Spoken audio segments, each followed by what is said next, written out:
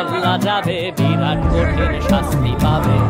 এ কেমন রাজ। হঠাৎ করে সবকিছু এলোমেলো হয়ে গেছে, মনে হচ্ছে বসবাস করছি 1971 সালে, তাই না? একদম সেই রকম অনুভূতি আসছে। জানি না 1971 সালে কি হয়েছিল, তবে এখন যা দেখছি মনে হচ্ছে 1971 সালে যা হয়েছে তা মোকাবেলায় যুদ্ধ যারা করেছিল তারা ভুল কিছু করেনি। পাকিস্তানিদেরকে ঠেকানোর জন্য তারা যা করেছিল ভুল কিছু করেনি। ভিডিওটা দেখেন, এই যে ভিডিওটা দেখেন না, অনুভূতিটা কোথা থেকে আসতেছে।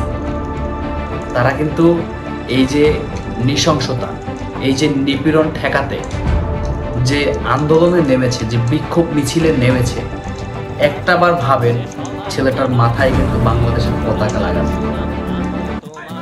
মানে কতটা বাংলাদেশকে নিয়ে কতটা অনুভূতি নিয়ে সে এই আন্দোলনে নেমেছে। কিন্তু এই অনুভূতির কোনো দাম নেই, না আছে এই অনুভূতির কোনো চুল পরিমাণ মূল্য এই দেশের কাছে। পিছনে যেরকম আগুন জ্বলছে দেখছেন না, ওইটা পিছনে না, এখানে জ্বলছে। যখন নিজের ভাইদেরকে দেখছি তারা নৃশংসভাবে নিপীড়িত হয়ে মৃত্যুবরণ করছে পুলিশ নামক কিছু গুন্ডাদের হাতে, একটাবার মায়া হওয়া উচিত। আমি কাকে মারছি? ছেলেটা তো আমার দেশেরই ছেলে। কিভাবে মায়া হবে?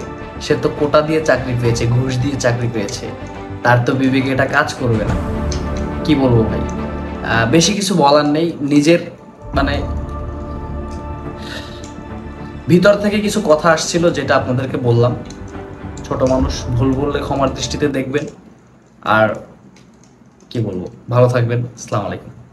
রাজার রাজ্যে সবাই গোলাম, করতে হবে রাজার সুনাম, না হয় তোমার কল্লা যাবে, বিরাট কঠিন শাস্তি পাবে।